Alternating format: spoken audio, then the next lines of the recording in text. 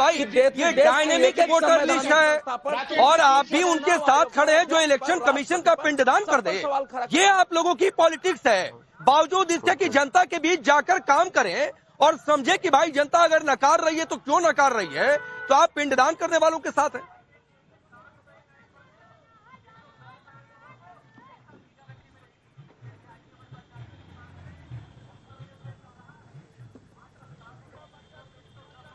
Rakesh ji 30 second मुझे दीजिए, मेरा नाम लिया गया था। जगदीश जी आपके लिए सवाल है। मैं दूंगा समय, एक बार रुक जाइए, थोड़ा सा रुक जाइए। हाँ बोलिए। हाँ बोलिए, क्या था, सुना नहीं मैंने। अरे बोलिए क्या भाई, आपको बोलना है। क्या आप इलेक्शन कमीशन का पिंडदान करने वालों के साथ हैं? डायनेमिक वोटर लिस्ट बोल दिया, कोई सबूत नहीं है, मन उठा, सपना देखा, आरोप लगा दिया। देखिए राकेश पांडे भाई, आपने सबूत मांगे, 3 सबूत तो मैं दे देता हूं, ठीक है। और आपका धर्म बनता है, सवाल तो आप उससे करेंगे जो गलत करेगा। आपको गलत चुनाव करता करना भी चाहिए। एक तो चंडीगढ़ का चर्चा हो रही है, एक उत्तराखंड का केस है जिसमें चुनाव हाई कोर्ट ने मंगाए थे बॉक्स 2 और उसमें मिलान नहीं हुआ, वो केस ही पेंडिंग होगा। एक आपने गुजरात का, मैं बताऊं, अपने उसमें बता था, एक बूथ पर 622 वोट थी जहां 2200 वोट निकली। कहने की आवाज तो उठ रही है, ऐसा क्या होगा, पूरे सभी पार्टी सभी देश बार बार उठा रहे हैं। तो चुनाव आयोग का धर्म बनता है कि सबकी तसल्ली। आज हमारे नेता राहुल गांधी ने भी कहा 5 महीने में जितनी 5 साल में वोट नहीं बनी, जितनी 5 महीने में बन गई महाराष्ट्र में। आपने देखा हरियाणा भी ऐसे लूट लिया गया। कहीं नहीं, ये लोकतंत्र की हत्या भाई। आवाज उठी तो इसका समाधान देखना पड़ेगा। जिस तरह की चर्चा पूरे देश में हो रही है, ये शर्मसार है। हिंदुस्तान की हर एजेंसी पर आवाज उठी है, सीबीआई हो, ईडी हो, चुनाव आयोग रीट फाइल कर दीजिए। प्रेस कॉन्फ्रेंस में आकर बिना आधार के कोई बात बोलने का मतलब होता है कि आपने चुनाव आयोग को शिकायत की, आपको लग रहा है कि नहीं सुन रहा है तो जाइए कोर्ट में करिए। आप पहले आते हैं प्रेस कॉन्फ्रेंस करने के लिए। राकेश भाई हाई कोर्ट उत्तराखंड में की हुई है, उस जज को ही बदल दिया, पेंडिंग पड़ी है, कोई सुन ही नहीं रहा है। सवाल तो उठी रहेंगे ना, इसलिए मीडिया पर भी बात आ जाती है। आप विपक्ष से चर्चा करते हैं, आप सत्ता पक्ष से नहीं पूछते, उनसे भी पूछ लो भाई ऐसा क्यों हो रहा है। आप अपने पर बात रखिए, हाई कोर्ट का जज ही बदल दिया मीडिया से उत्तराखंड में, तो शायद अपनी राजनीति पर जगदीश ज्यादा ध्यान दे पाएंगे। हमने दिखाया, हम अपना काम नहीं करेंगे, बाकी सबको ध्यान देंगे। चलिए अभिषेक तिवारी, रुकिए। अभिषेक तिवारी, एक आरोप बहुत गंभीर आपकी पार्टी की ओर से है कि अरे रुकिए, कि 16 लोगों को 15-15 करोड़ का ऑफर है। बीजेपी कह रही है कि भाई कुछ तो सबूत दिखा दो, कुछ कॉल का ही सबूत दिखा दो। व्हाट्सएप कॉल कोई कह रहा था रिकॉर्ड नहीं होता है, तो कुछ व्हाट्सएप कॉल की डिटेल ही। तो ये बीजेपी कह रही है कि भाई ये सिर्फ आप लोग आरोप लगा रहे हैं, माहौल बना रहे हैं। क्या आप लोगों का इस पर जवाब है? राकेश जी, आपके सभी दर्शकों को मेरा नमस्कार। देखिए, भारतीय जनता पार्टी पूरे देश के अंदर आतंक मचा रखा है। मैं बोलूंगा राजनीतिक आतंकवाद का कोई कार्य करता है तो भारतीय जनता पार्टी करती है, और राजनीतिक अतिक्रमण फैलाने का कोई कार्य करता है तो भारतीय जनता पार्टी करती है। लेकिन बड़ा ही दुर्भाग्य है कि जैसे ये दिल्ली आते हैं, इनका चाल चरित्र और चेहरा देश की जनता के सामने उजागर हो जाता है। ये पहली बार नहीं हुआ। भारतीय जनता पार्टी ने 13 राज्यों की सरकार तोड़ करके, जहां पे वहां की जनता ने इनको नकारा था, इनको विपक्ष में रखने का कार्य किया था, वहां भारतीय जनता पार्टी ने अपनी सरकार बनाई, पीछे दरवाजे पे संविधान की धज्जियां उड़ाते हुए।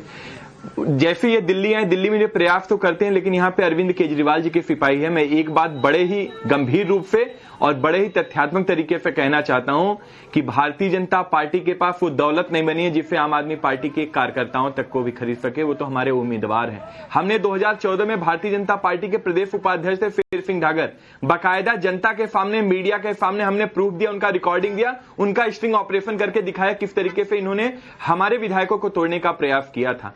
हमने 2017 में इनको प्रमाण दिया, और कल भी जब 2022 की बात है, जब हमारे विधायक किराड़ी से ऋतुराज झा के साथ इन लोगों ने, हमने बाकायदा नंबर जारी किया, हमने लोकेशन जारी किया, हमने नाम जारी किया, लेकिन बड़ा ही दुर्भाग्य कि एजेंसियां उस पर जांच नहीं की। और आज एसीबी इस कदर पहुंच गई, ऐसा लग रहा था हनीमून पे घूमने गए हैं। किसी के घर पे आप जांच करने चले जाते हैं, किसी के घर में आप घुसने का प्रयास करते हैं और आपके पास एक लीगल नोटिस तक नहीं होता है।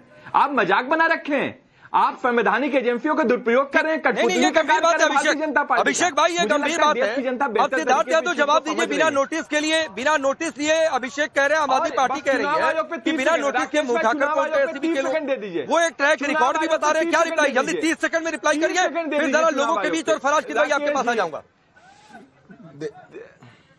राकेश जी 30 सेकंड चुनाव आयोग। देखिए राकेश जी, चुनाव आयोग महत्वपूर्ण बात ये भी है और हमको समझना पड़ेगा कि आम आदमी आ पार्टी रहा हूं, जिस अभिषेक भाई, आ प्रकार रहा हूं। की ओछी राजनीति पे उतर चुकी है। कितनी बार आप और हम सुन चुके हैं कि हमको फोन किया गया, हमारे विधायकों को फोन किया गया, कितने इनने नंबर दे दिए।